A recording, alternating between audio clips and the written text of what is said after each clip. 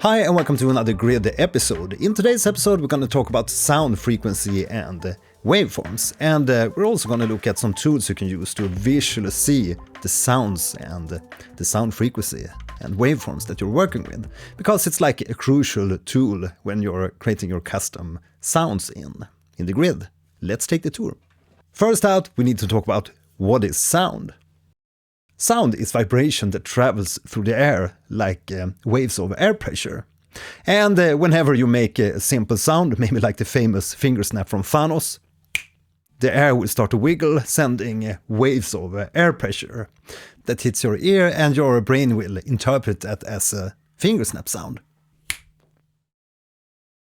Right, so with a blank new project in Bitwig Studio, we load the Polygrid device to the track.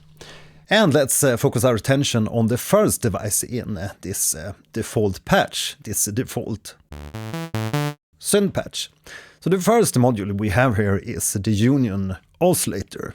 And if we press that device and look in the inspector panel, the Union oscillator module is an analog-inspired oscillator for blending variable pulse, sawtooth and triangle waves. And if we go to the module palette here and activate the oscillator category, all of these different oscillators that you find in the Grid will output a continuous sound. And we can actually hear that in action if we just lower the volume here of this device, because we're going to get a continuous sound now. And I'll quickly move the module a little bit to the left so we can see the patch cable between this Union oscillator module to the envelope ADSR module. And let's disconnect this connection between the sound source and the envelope, and we'll connect the oscillator directly to the audio output, and we get a continuous sound. But it's obviously going to be better to have this other module, the ADSR envelope, to shape the contour of our sound in between the oscillator and the audio output. And by default, this ADSR envelope responds to the note-on values from the MIDI keyboard. So we only trigger this ADSR envelope when we press the keys.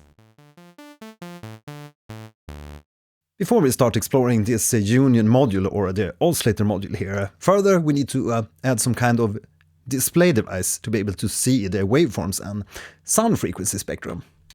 So go up to your module palette and go to the display category. And here we're going to choose the spectrum module and drag that to our Grid workspace. And we're going to connect the output from our ADSR module.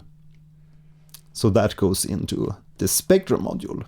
And if we play something on the keyboard,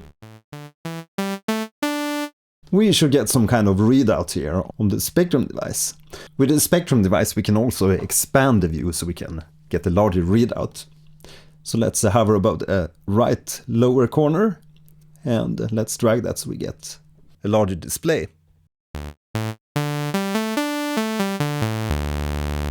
Great, so now we can see the frequency spectrum from the bass to the high frequencies that we get from this synthesizer and our future sound creations here in the Grid. And I think we're also going to add an oscilloscope, which is also another helpful module to visually see what kind of waveforms we have.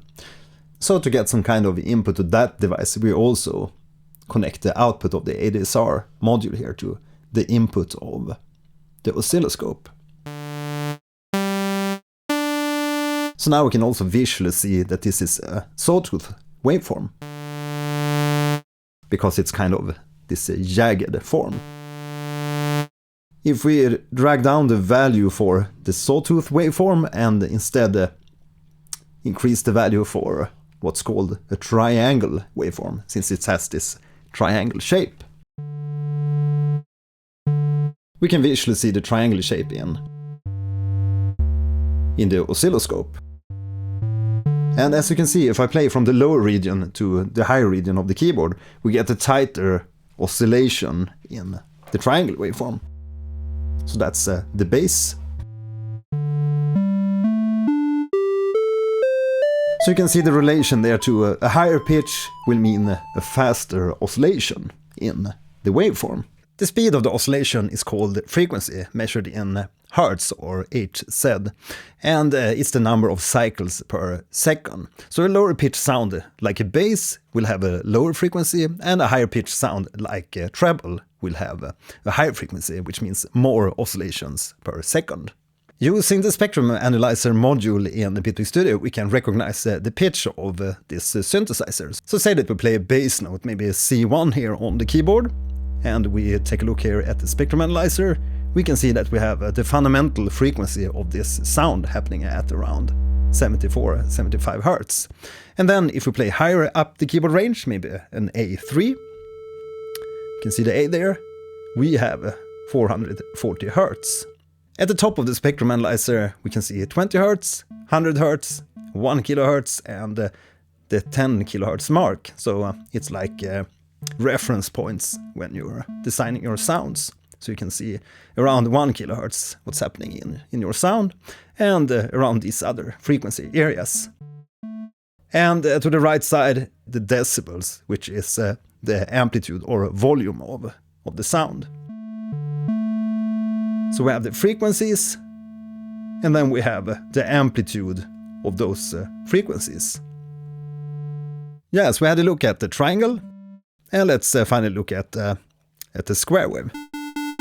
But it's really good to have these visual displays so we can continuously see what kind of a frequency spectrum we have for our sound, and what kind of waveform we're working with when we're sculpting and shaping our sounds.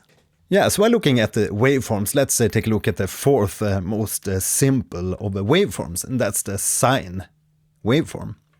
And while the default patch in the Polygrid loads a union oscillator, which gives us the square, the sawtooth, and the triangle waveform, we need to add another module to access a pure sine wave.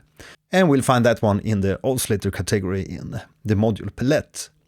And there we have the sine module, and we can just drag that one and drag that over our union module, and it'll replace the union model with the sine wave. And you'll see that the sine wave has a very pure and smooth cycle.